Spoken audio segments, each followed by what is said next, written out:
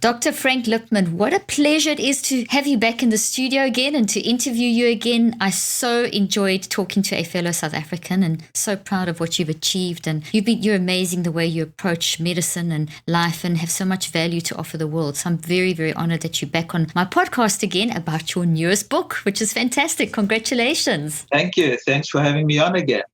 Oh, no, it's wonderful. And I'm drinking my rooibos tea. Oh, I'm so pleased. That's fantastic. Oh, gosh, yeah, we always drink that still. So there's nothing like rooibos tea from South Africa. Anyway, well, I'm very excited about your book, Aging Well, and you've just got your first copy over there. So if you want to show everyone, that's fantastic. We're going to be talking about Dr. Frank Lipman's latest book, which is about to be released, The New Rules of Aging Well. I do like that title. I need to hear all about this. I love your layout, by the way. It looks wonderful. It's really easy to read, and it's just great. So congratulations. Thank you. So before we begin, can you just share a little bit about yourself and maybe tell us something that's not in your bio and a little bit about yourself? A little bit about myself. Well, I, like you, born in South Africa in the 50s, raised there and raised in a liberal family, and always knew I wanted to leave South Africa. Didn't want to live under apartheid. So I love South Africa, something I don't normally talk about. I love African music, so I was very influenced by African culture. I worked in the bush, but just generally I was quite intrigued by African culture, in particular African music. So I'm a major African music fan. Wonderful. But I, like many South Africans, ran away from apartheid and landed in New York. I qualified as a doctor in South Africa and then came here and did a residency and, was disillusioned with medicine in America and started going down a path where I had to find something that I wanted to do. And I got into nutrition and acupuncture, and this is where I am 30 years later, whatever, how many years, maybe 35. It started by being disillusioned with Western medicine. And you talk about that very, very clearly and how you need to blend Eastern and Western medicine. And I love that is your approach, that you're not throwing out the baby with the bathwater. You're getting the best of both and blending the best of both. And I mean, that is the future of medicine, isn't it? I mean, if we're going to be progressing forward just as an aside, I mean, it's really... Well, I think, the book, premise of the book is, we've learned so much from ancient wisdom. And the book is really a combination of ancient wisdom and the latest science. So I'm not against science and, new information and monitoring and checking, but there's so much ancient wisdom. And I think what's happening now is a lot of this ancient wisdom is being acknowledged or proven by science. And the book is really this combination of ancient wisdom, how important sleep is, meditation, moving your body, social connections, and now combined with the latest science, which is sort of not only acknowledging it, but showing that it's all real and it works. I love that. I love the way you say that right at the beginning of your book. You say that it's this modern science and ancient wisdom, which is science, but we're just looking at it differently now and blending and taking the best of both, which then feeds back into, when I look through your book and I look through at the wellness industry, it's so logical. You kind of think of everything that you're telling people to do and you make it very simple. It's so logical. Instinctively, okay, this is truth, this is truth, this is truth. Right. Most of what I talk about is common sense, except we've lost that common sense. Yeah, and we get caught up in. I mean, look at the craziness going on at the moment. But we get, we don't. Common things happen commonly. We've just lost that common sense approach. Yeah. I love how you say that we've lost the common sense approach. Why do you think that's happened, Dr. Lipman? Why do you think we've landed up where we are today? We're enamored by Western science and technology and, certain measurements, and we forget about the ordinary things in life. As I always say, it's the ordinary things we do on a daily basis that have extraordinary effects on our health. And we forget about it. We just were talking about music. I'm a music fan. Music is medicine. We just don't see it as medicine. Being kind is medicine. Volunteering is medicine. All of these things are medicine. So we just don't see it that way. We see drugs and surgery as medicine. and not these simple things that we're doing every day. I love that. It's so important. It's almost like people have, like you say, medicine, music is medicine, and people will hear that and think, well, if I've got to choose between that and a prescription, I want the prescription. Meanwhile, I'm not saying don't get the prescription, but we've got to bring the balance of those basic things in. So our perspectives have shifted. We're not seeing the value of those, and your book's a lot about reteaching us those values, to look at the values, to change our perspective, and to go back and see that music is medicine. I love that. Being kind is medicine. I mean, that's powerful. There's so much that goes on in our brain and our body in response to being kind, but do people even remember or take the time to even think about those things? And you talk a lot about the immune system, and you talk a lot about so many things, but there's just the immune system's on everyone's mind at the moment with COVID and what's going on. And I do like how you handle the immune system and explain that. Could you talk a little bit about that and how you handle that in your book, and just also related to mental health? Because I think that this is just it's all tied in. When I was writing the book on aging, and the publisher had asked me to write a book on aging, when COVID started, they said, well, everyone's interested in their immunity now. Is there something you can do about the immune system? I said, well, that's interesting. What you do to age well will strengthen your immune system. It's not an either or. So it's the same premise. The premise is, how do you improve functioning of the body? If you improve functioning of the immune system, you're going to age better. If you learn how to control your mind, your immune system is going to be better, and vice versa. So all of these things work together. You can't, in Western medicine, we separate. There's a cardiology department, there's a gastroenterology department, there's an immunology department, and actually, you should know better more than anyone else, is the Mental Health Institute and the Regular Health Institute, as if these are all separate bodies, and it's all the same thing. So to me, learning to age well is you're going to strengthen your immune system, and vice versa. Learning to think well, you're going to age well as well. I love that. It's so important, and you're so right. If we can just get our head around the fact that it's the mind-body connection is real, that you can't, whatever you think is going to impact your body and vice versa. And it just then, the blending, as you say, all the different departments, yes, it's good to specialize, but we've forgotten how to integrate as well. And it's so interesting because with all this advance in medicine that we have in technology, people are dying younger. There's a population trends show that there's a reversal. So something, we're not doing it right. So we have to change it. And that's why I'm a fan of yours, because you are pushing medicine in that direction, that we've got to change the way we see that integration. So it's really fantastic. Let's just circle back to the fact that your book is about aging well, because that is something that is not, there's a lot of talk around that, and there's a lot of research, and there's a lot of problems in that whole concept of aging. Could you just unpack a little bit of why what's involved, what is in this book? You've given some general principles, but so we're all going to get older, we're all going to age, that's normal, but how well you age is determined by how you live your life. So there's these concepts of lifespan and health span. Lifespan is how long you're going to live, and your health span is how long you're going to live healthy. You want to extend your health span as long as you can, and almost extend it to your lifespan. So you're vital and feeling great and doing whatever you want to do until the last few days of your life. And so you want your health span to be extended to your lifespan. So it's not just about living longer. It's about living longer and healthier. And, there's some people out there, especially the younger generation, into hacking, who say they're going to live to 180. No, I don't know if I want to live to 180. I want to live a long, vital life so I can see my grandchildren grow up and whatever. But I'm not sure I want to live to 180. So I think, it's all about aging well, being vital, doing everything, getting up in the morning and doing what you want to do, having some purpose and meaning in your life, not having aches and pains and disability, being cognitively aware and as sharp as you want, and enjoying your friends, your family, your grandchildren, whatever it is. So that to me is aging well, not getting diseased and disabled. Oh, that's so good. It's simple, it's realistic, and I know that's what everyone wants, but in today's sort of world that we live in, a lot of people are accepting that aging is just you actually make the statement. I'm going to read your statement. Symptoms like feeling lousy and looking puffy are absolutely not a given of aging. They're warning signs that you need to change your lifestyle. Love that. It's your lifestyle choices, not your genes, that have tremendous impact on how you age. And here you'll learn how to make the best choices in order to be younger and feel better all around. So how can we reverse the symptoms of aging and feel better all around?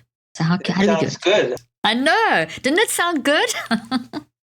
Well, I think, as I said there, a lot of this has to do with how you live your life. And these aren't significant changes you have to make. I mean, there's simple things you can do, like eating less, for instance, is an easy example. So glad you're talking about that. We all eat too much, especially in America. I remember when I came from South Africa, for instance, in South Africa, you used to much smaller portions. You come to America, the portions are so huge and you get used to it. Then I used to go back to South Africa and I used to say, God, these are such small portions. So it's how we perceive things and how we get brainwashed to things. So I think we all tend to eat too much generally. I mean, that's just the way it is. And an easy way to actually eat less and a healthy way, because it has other positive benefits on your health, is fasting. I'm a big fan of time-restricted eating or intermittent fasting, where you eat most, I eat like it's 6 o'clock, I've eaten dinner, I'm finished for the night, and I'll eat breakfast again, or my breakfast when I'll eat my first meal is 10 or 11 o'clock tomorrow morning. So I wait a good 16 hours between my last meal and my first meal of the day. Yeah. And that actually it's probably one of the most powerful ways one of the most powerful things you can do to age better. It has so many positive effects on the body. It would be a multi-billion-dollar drug. It helps with your blood sugar regulation. It helps with your weight. It improves digestion. It stimulates your longevity genes in a positive way. It stimulates your mitochondrial function and the number of mitochondria. Those are your energy powerhouses. It stimulates the self-cleansing mechanisms in the body. And on and on and on. It's got very powerful effects, and it's something that you have control over. There's this concept that we know about called hormesis. You know what hormesis is? So hormesis is the concept that a little bit of stress is good for the body. So chronic stress and the stress we all under, especially now, not good for the body. But little stresses on the body are actually have powerful beneficial effects on our health. The saying is, what doesn't kill you makes you stronger. So fasting has a hormetic effect. It's a good stress on the body, as is high intensity interval training, for instance. The little spurts of energy or of exercise sort of stresses your body a little bit. These little stresses on the body have very, very powerful effects in a good way on the body. So fasting is probably one of the best things you can do, or eating your food in an 8 or maybe 10 hour time period and not eating for a good 14 to 16 hours. A little thing like that can make a big difference. Taking sleep seriously. We assume as we get older that our sleep's not going to be as good. I agree. It's harder to sleep better as you're older. There's no question. You just got to pay a little bit more attention to it.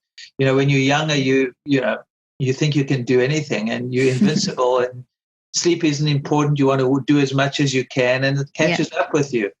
So you start realizing sleep is really important. So, there are all these little things that one can do, and the book is full of them. So, probably one of the biggest things that no one talks about is laughing at yourself, not taking your aging so seriously. We all take ourselves too seriously, and being able to laugh at yourself is important. Like, especially in times like this, I think laughter is so important. I think, the comedians on it are these really smart. I mean, Trevor Noah. Oh gosh, I was about to say you must be talking about Trevor Noah, because one of them, he's brilliant. I mean, but all of them, they're fabulous. Yes, Saturday Night Live. I mean, there's so much great humor. So good. Times like this, it's really important to laugh. So I think these comedians play an important role in times like this. I love that. These are such simple things to do. And I want to just circle back to the fasting to say thank you for bringing that up, and the caloric restriction. I mean, these are things that people hear about them, but they need to really understand that they're a reality. Same like you, we do the same thing. We do that. We are finished eating by 6, and we also always do fasted workouts. So I found that has changed my life completely. I always do a fasted workout. So if I'm going to work out at 12, I still don't eat until after 12 or whatever until I'm finished the workout. That has made such a difference, and it changes sleep. So there isn't there, Dr. Lipman, there's a link between that fasting and the workout, because you talk about moving all the time and sleep as well. And I love that you talk about movement. You don't just have to go and do like an intense burst of Orange Theory, which is what I do, but you've got to move all day long. I loved how you explained that in your book, because people think, okay, I've done my hour, now I can sit the rest of the day. But you're very hot on telling people to keep on moving. And can you talk just a little bit about that? And then I want to circle back a little bit more to sleep, just a couple more, because that's such a huge issue, as you know. Sure. So look, I think we've all been brainwashed to think you need to go to the gym to get the effects of exercise, because once again, it's part of the culture, but you just really need to move your body. There's tons of research that's showing just even walking is good exercise. So, I mean, I do think as you get older, strength training becomes more and more important. That's one thing that I'm only starting to do now. I've never been into strength training. But as you get older and you lose muscle mass, I think it becomes more important. So good. So I am, it's not, I need to practice what I preach, but I am starting to do a bit of strength. That's good. Pushing some weights at the gym there. Yeah, I've never really enjoyed it, but, I need to do it. I prefer yoga and riding my bike and things like that. But, you've got to adjust as you get older. Well, you can do it. You could do a strength class at yoga now, where you can do it with weights, which is fantastic. You're doing it all. I have no excuse, but I do think all these things work together. Exercise affects your microbiome affects your sleep. Exercise affects your sleep. Exercise will help you with stress. All of this works together. It's not one thing. In other words, it's not. I mean, I do think fasting is important, and I agree with you. I also try and. I'll go for a long ride, usually, when I haven't eaten, and it's great. And I do feel much better when I exercise, and I sleep better when I exercise. I sleep better when I go for a walk on the beach, whatever it is. So all these things, it's all tied together. It's not, we tend to look at things in isolation in Western culture and Western medicine. But, I think, overall, trying to live your life, doing the things that you enjoy doing, not focusing all your attention on just working so hard, and you need to chill out. You need to, it's interesting. I mean, I'm learning a lot with a grandchild now. I have a grandchild, and lovely. Just spending time with him, sort of, you start seeing things a little bit differently and enjoying things a little bit differently, and you get so much enjoyment. You realize how much enjoyment you can get out of little things in life. So it's amazing, and it's just a matter of us shifting our perspective, like you said. I mean, that's just your thing. It's all about how you see the world. It's how you reframe things, and it's how you see the life. It's the lenses you use to see the world. Exactly. You can change your lenses. That's the basic. You can use this lens, or you can use another. So it's all about the lenses you use to see the world and how you perceive it.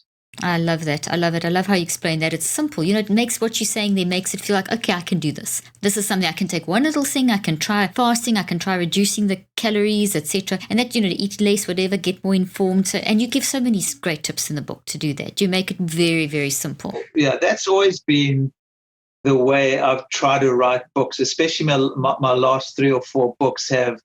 How can I make this simple for people who are too busy, who don't have time to read, who want something, just I see it in my practice, they want something simple that's doable for them. So, in all these books, I try to make it accessible and doable and not, not intimidating. Exactly. Because a lot of the stuff it's really not that difficult. Now, I'm not saying it's all easy, giving up sugar, not easy, but all these things become easier and easier as they become habits. And so, yes, that's my modus operandi has always been to make things as accessible for people as possible. Well, that's the best thing. It's the best way, because then you're going to do it. People will do them and they'll build those habits. Based on that, I want to ask you this question. There's lots of rules and information and things to remember out there. So you've made it much more accessible in your book. There's so much in the wellness industry. People are flooded, as we know, in social media. So it's excellent information. What happens when people realize, so here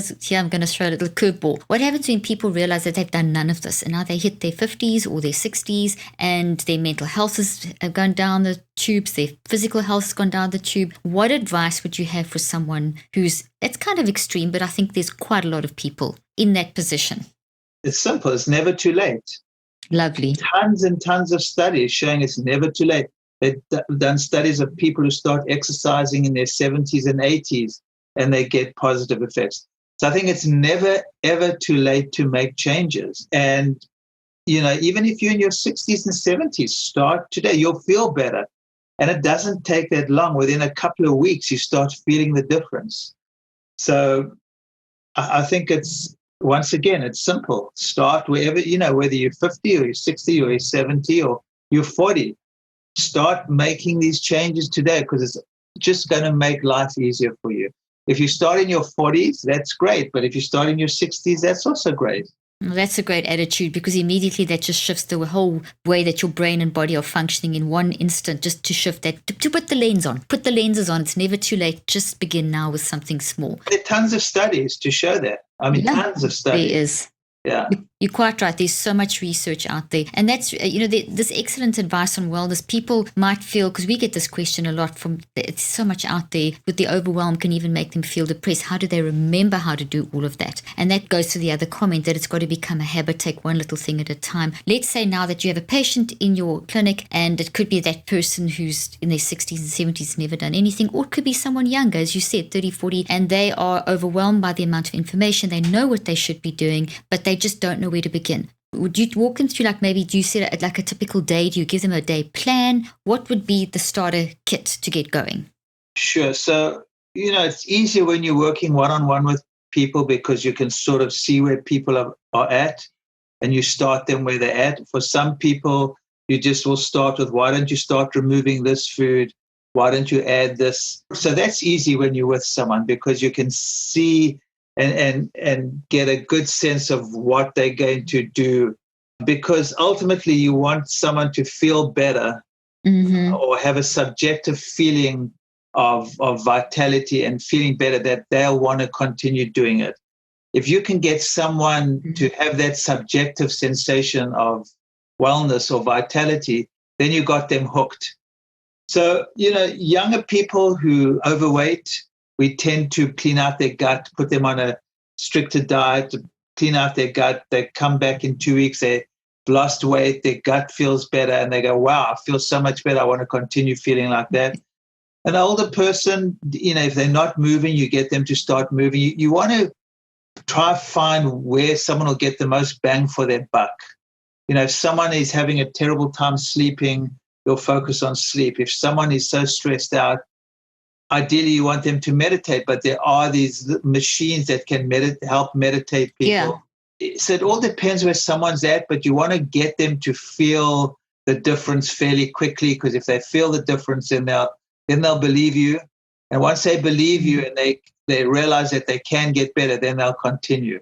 It all depends where someone's at, but you want to choose something that you'll do and, become a habit. So you realize that even if it's just getting up early in the morning and going outside for 10 minutes, something like simple things can make a big difference.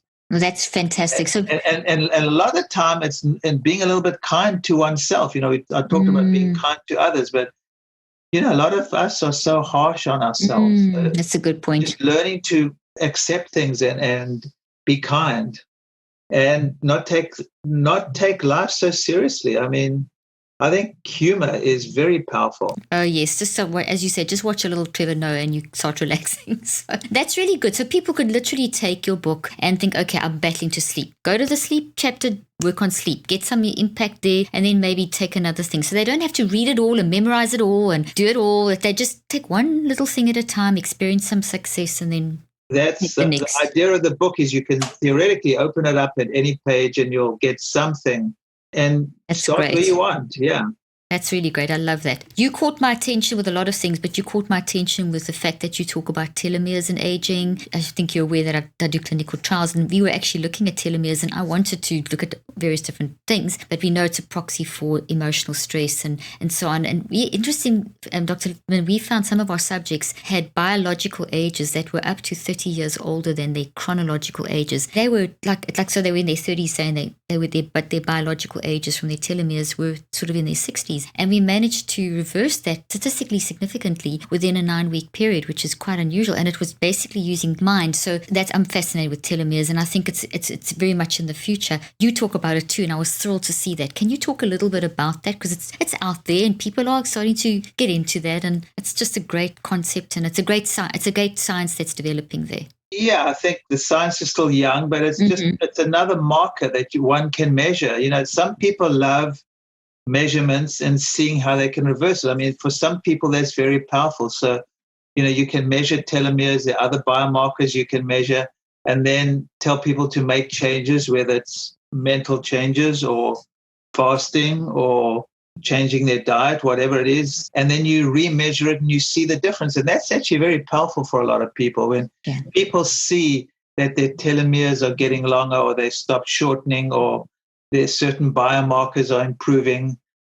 That's powerful, when someone says, wow, look, I just did this and then they want to get even better. So that's, to me is just another way of measuring what we're suggesting. So I'm all for whether it's telomeres or, the other blood biomarkers. So I don't know enough about telomeres except that it's an interesting concept and it's an interesting tool to measure how we're doing as we get older.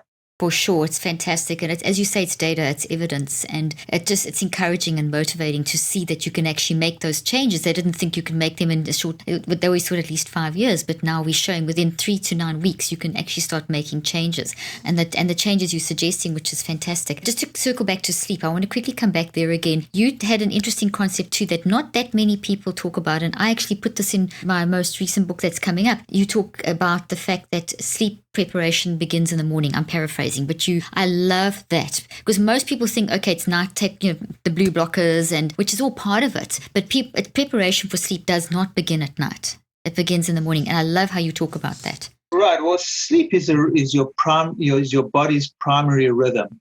You awake and you go to sleep. It's a rhythm that happens, every 12 or whatever. You can't think that you just need to prepare for the last hour, go, and then stop and think your body's going to just go to sleep. You need to me, you got to live with the rhythms and the cycle of nature.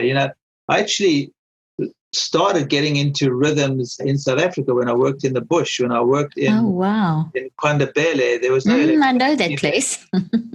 So, when I worked there in 1980, 81, 82, I don't know, there was no electricity where I was working, well, in certain areas. So people had to live with the rhythms and cycles of nature. They had to go to sleep when it was dark.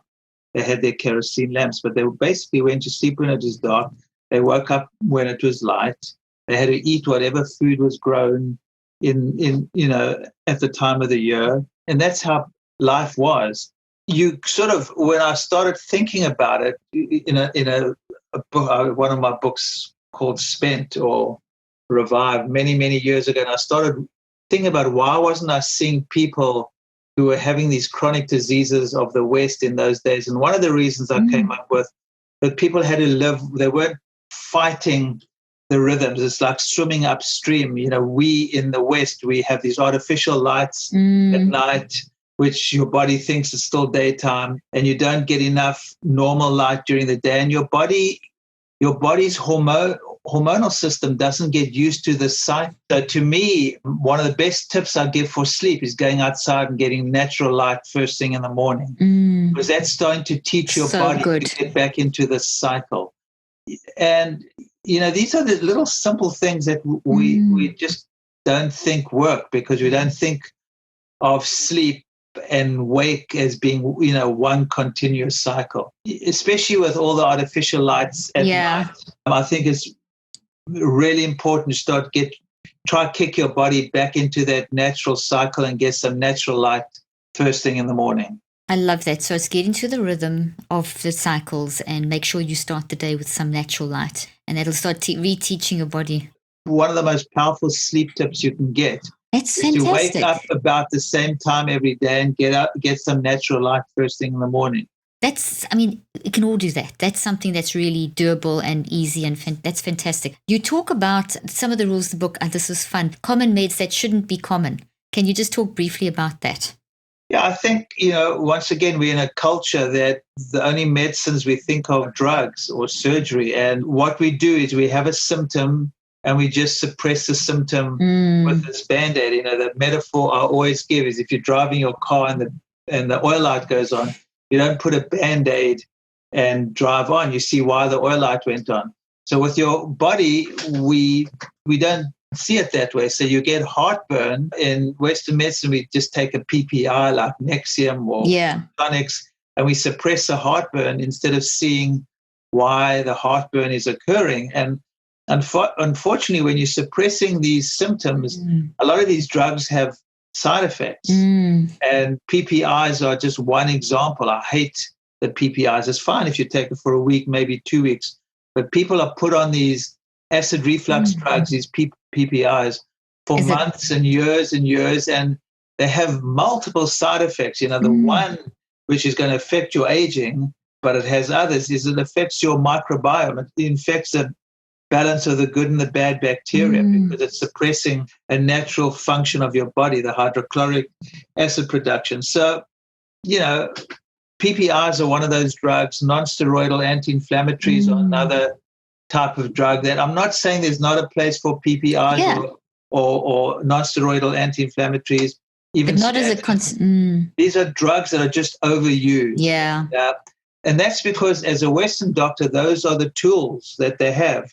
They're not taught about relaxation or microbiome or whatever it is. So their tool is, if you have heartburn, here's a PPI. If you have some inflammation in your knee, here's an anti-inflammatory, as opposed to maybe using those drugs for short term and trying to see what the story is and trying to treat that problem or see why that problem is occurring and treat it more naturally, because these drugs over time have side effects. That's so brilliant. That's why I wanted to hone in on that question, because I love how you... Go ahead. There was a well-known doctor that I trained with in South Africa with a very strong South African accent, and he always used to say, which is interesting because he was an internist teaching us. He said he always used to say, all drugs have effects. We just don't. We just call the ones we don't like side effects.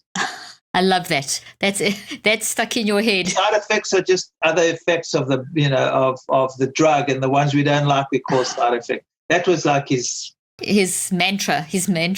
But that's brilliant, because it's so true, and it's so you said that brilliantly, because it applies to mental health as well. We can't just go and suppress a symptom. You have to find why. So as you say, temporary relief, but then I'm just really bouncing back what you said, because you said it so brilliantly. Temporary relief, but you have to find the source. What is the origin? What is the cause? Not just to get stuck on those Pepto, and as you said, you've got to find the cause. So that's fantastic. Well, Frank, what haven't I covered? What else would you like to say about your book that we haven't covered? I mean, there's so many different things that I can ask you, like vegetable oils and CBD and all these great things, but you cover that really well in your book. Yeah, I think the book is full of little tidbits. What I've always tried to do with my books, as I did with this, I take a lot of information and I try to simplify it and make it accessible for people.